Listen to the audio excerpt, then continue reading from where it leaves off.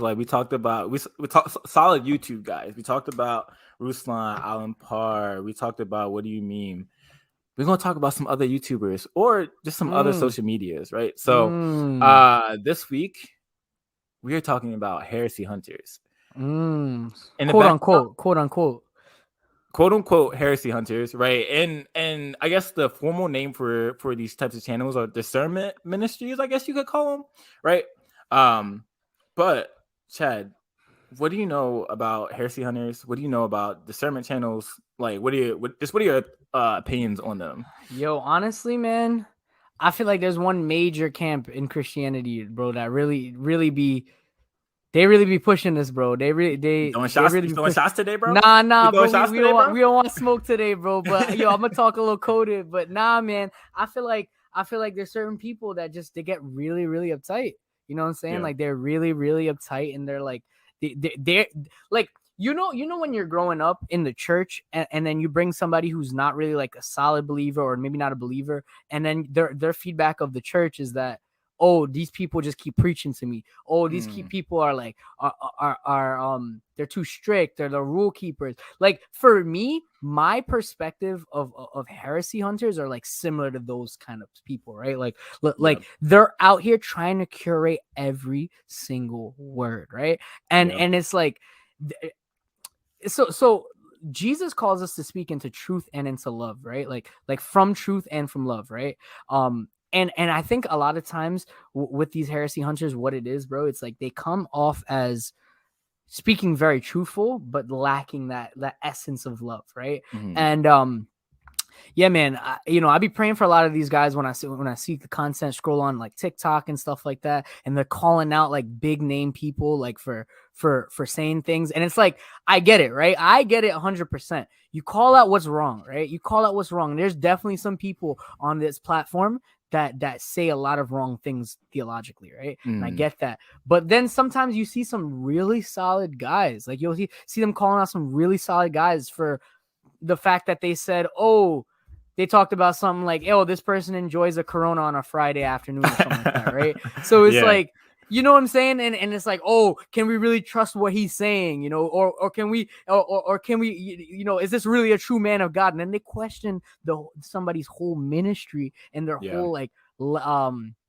not likeness, what's the term, like their whole accreditation as a Yeah. Yeah. Christian minister, right? Because of an opinion that they hold.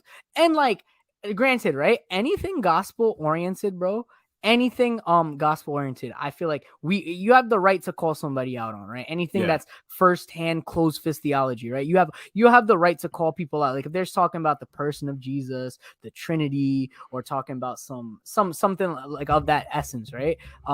They have the right to do so. But when it comes down to like things that are like super second and tertiary, and you're like questioning someone's like salvation, you're questioning their ministry, their effectiveness of their ministry because of their opinion on like a second tertiary or sure even a cultural issue, right?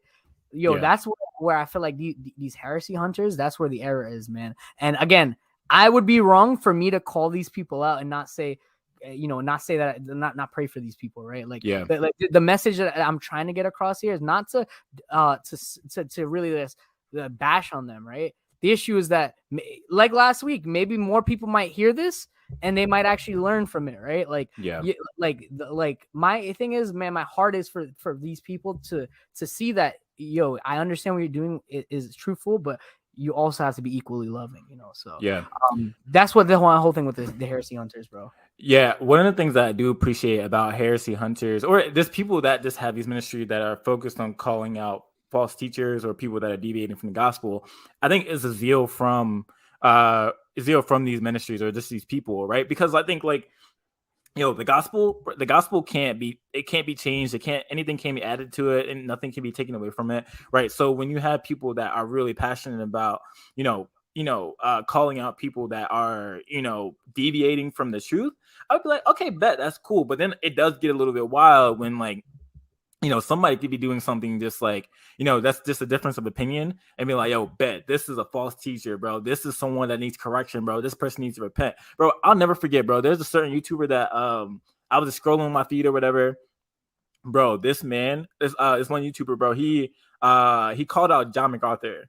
Right, John Oh, MacArthur, solid, bro. Solid. Solid biblical teacher, bro. Like, definitely some difference of opinions on a bit of things, right? But like, yo, this man has been a solid teacher, bro, especially in the Reform camp.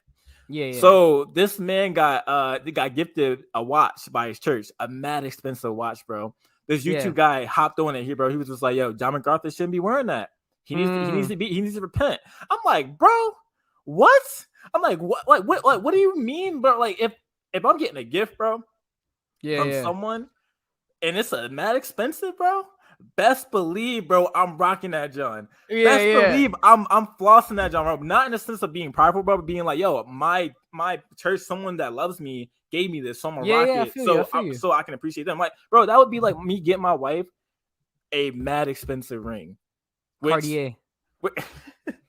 Bro, that would be like me giving my wife a mad expensive ring, which I think the ring that I got her, it was all right, it wasn't anything too crazy, right? But that would be like her just not wearing the ring ever, and like someone calling her out and being like, hey, you shouldn't wear that because your husband is too expensive, so you shouldn't wear it. Yeah, you can't wear expensive stuff. Like, I'm like, what? Like, what do you mean? So anyway, if this guy ever watches it, he knows what's up. So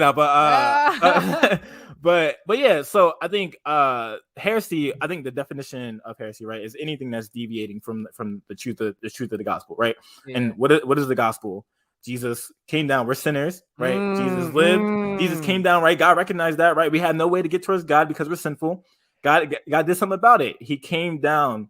Jesus, God in the flesh, came down, lived the perfect life we could not live, died the death that we deserve, rose again on the third day, ascended to the right hand of the Father, and everyone who trusts in him it can become a son, can become a daughter of the King, bro. So that's the gospel, bro.